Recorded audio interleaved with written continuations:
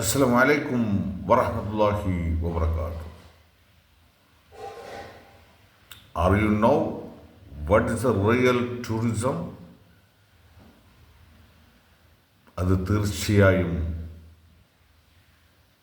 കാലം അഥവാ പ്രകൃതിയോട് കൂടെ നാം ചെയ്യുന്ന ടൂറിസമാണ് എന്ന് പറഞ്ഞാൽ സർവശക്തനായ അള്ളാഹുവിൻ്റെ പ്രപഞ്ച സൃഷ്ടികളെക്കുറിച്ച് നാം കാണപ്പെടുന്നതും കാണപ്പെടാത്തതുമായ ആ സൃഷ്ടാവിൻ്റെ സൃഷ്ടിപ്പുകളെ നാം അന്വേഷിച്ചുകൊണ്ടും കണ്ടുകൊണ്ടും അത് ചിന്തിച്ചുകൊണ്ടും അത് പ്രവർത്തിച്ചുകൊണ്ടും ഈ പ്രപഞ്ചത്തിൽ നിന്നും നേടിയെടുക്കുന്ന വിജ്ഞാനങ്ങളാണ്.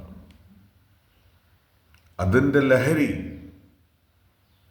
നമുക്ക് മദ്യത്തിൽ നിന്നോ മയക്കുമരുന്നിൽ നിന്നോ മറ്റ് അവിഹിത ബന്ധത്തിൽ നിന്നോ ഒന്നും തന്നെ നേടാൻ കഴിയില്ല. അത് നമ്മുടെ മാതാപിതാക്കളെ സംരക്ഷിക്കപ്പെടുന്നത് മുതൽ, നമ്മളുടെ കുടുംബ ബന്ധങ്ങൾ മുതൽ, നമ്മുടെ സാമൂഹിക ബന്ധങ്ങൾ മുതൽ, മറ്റുള്ളവരെ സഹായിക്കുമ്പോഴുണ്ടാകുന്ന ആ ആനന്ദം, അതൊരു ലഹരിക്കും ഒരു മയക്കുമരുന്നിനും ഒരു അവിഹിത ബന്ധത്തിനും നൽകാൻ കഴിയാത്ത മാനസിക ശാരീരികമായ സന്തോഷം നമ്മൾക്ക് നൽകപ്പെടും. നേരെ മറിച്ച് നാം മയക്കുമരുന്നോ അതുപോലെ തന്നെ മദ്യമോ മറ്റു രീതിയിലുള്ള സ്ത്രീകളുമായോ മറ്റുള്ള ലൈംഗികതയുമായി നാം അവിഹിതമായി ബന്ധം ചേരുമ്പോൾ നമ്മുടെ മനസ്സിൽ നിന്നൊരു ക്വസ്റ്റ്യൻ മാർക്കുണ്ടാവും. നാം അല്ലെങ്കിൽ ഞാൻ എന്തിനിത് ചെയ്തു എന്ന്. ആ ക്വസ്റ്റ്യൻ മാർക്ക് നമ്മെ അലട്ടിക്കൊണ്ടേ ഇരിക്കും. അത് നമ്മുടെ സമാധാനത്തെ ഇല്ലായ്മ ചെയ്യും. അങ്ങനെ ഈ പ്രപഞ്ചത്തിലുള്ള കാണുന്നതും കാണാത്തതുമായ നഗ്നമായ സത്യങ്ങളെ നാം മനസ്സിലാക്കുകയും അതിലൂടെ ഒരുപക്ഷേ ലോകത്തിൻ്റെ ഒരുപക്ഷേ വലിയ ഭരണാധികാരിയാവുക, അല്ലെങ്കിൽ ലോകത്തിലെ വലിയ ശാസ്ത്രജ്ഞനാവുക, അല്ലെങ്കിൽ ലോകത്തിൻ്റെ ഏറ്റവും വലിയ ഉന്നതിയിലുള്ള പദവിയിലേക്ക് എത്തുക, അല്ലെങ്കിൽ ഉദ്യോഗസ്ഥ മേഖലയിൽ, അല്ലെങ്കിൽ ബിസിനസ് മേഖലയിൽ,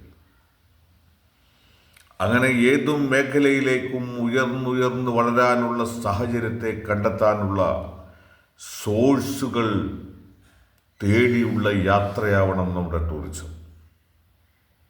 അത് കിളികളാവാം, പുഴകളാവാം, ആകാശമാവാം, മനുഷ്യൻ്റെ ജീവികളുടെ സൃഷ്ടിപ്പിൻ്റെ ആവാം, ഇലകളുടെ ഇളക്കമാവാം, അത് പുഴകളുടെയും അരുവികളുടെയും കടലിൻ്റെയും ആ ഗാനത്തോടൊപ്പമുള്ള ആലാപനത്തിൻ്റെ സമമായിട്ടുള്ള അതിൻ്റെ തിരമാലകളുടെ ശബ്ദവും അതിൻ്റെ ആ ഒരു ഇളക്കവുമാവാം. ഇതെല്ലാം സൂക്ഷ്മമായി വിലയിരുത്തിയതിൻ്റെ ഫലമായാണ് ഞാൻ ഈ ശാസ്ത്രലോകത്തെ നേടിയെടുത്തത്. അതുപോലെ തന്നെ മതവും അങ്ങനെ തന്നെയാണ്. ചിന്തിക്കുന്നവർക്ക് ദൃഷ്ടാന്തമുണ്ടെന്ന വിശുദ്ധ ഖുർആൻ വചനത്തെ അടിസ്ഥാനമാക്കി എവിടെ ഞാൻ ഇറങ്ങിയാലും, അത് പ്രകൃതിയുടെ ഏത് മുക്കിലും മൂലയിലും ജോലിക്കായാലും ആളുകളുമായി സംവദിക്കുമ്പോഴും ആ ഒരു ഭാഗം ഞാൻ വളരെ സൂക്ഷ്മമായി അവരുടെ വിജ്ഞാനങ്ങളെ ഞാൻ സ്വീകരിക്കും. ആ വിജ്ഞാനങ്ങൾ ഞാൻ എൻ്റെ ചിന്താ മണ്ഡലത്തിലേക്ക് എറിഞ്ഞു കൊടുക്കും. അതിൽ നിന്നും റിട്ടേൺ കിട്ടുന്ന force, that is A real, the science and the scholar and the technology, the high knowledge from the God. അങ്ങനെയാണ് ഞാൻ ദൈവവുമായി അല്ലെങ്കിൽ അള്ളാഹുവുമായി അല്ലെങ്കിൽ യഹോവയുമായി അടുത്തത്.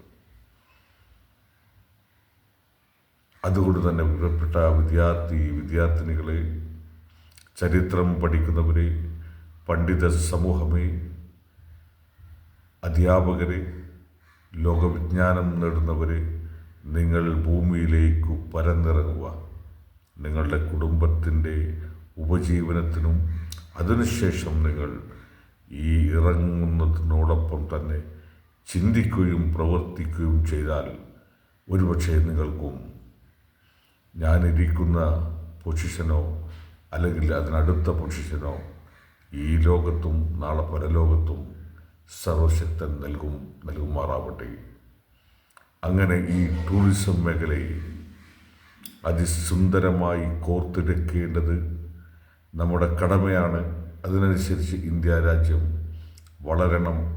അതിനു പറ്റിയ ടൂറിസം വിഭാവനം ചെയ്യുന്ന പ്ലാനുകൾ അടുത്ത ഭരണത്തിൽ ഉണ്ടാവട്ടെ. അതിന് പറ്റുന്ന കഴിവുള്ള, അതിന് ശേഷിയുള്ള, കാര്യശേഷിയുള്ള ഭരണകർത്താക്കളെ അല്ലാഹു നമുക്ക് പ്രദാനം ചെയ്യട്ടെ. ആമീൻ, ആമീൻ, ആമീൻ യാ റബ്ബൽ ആലമീൻ.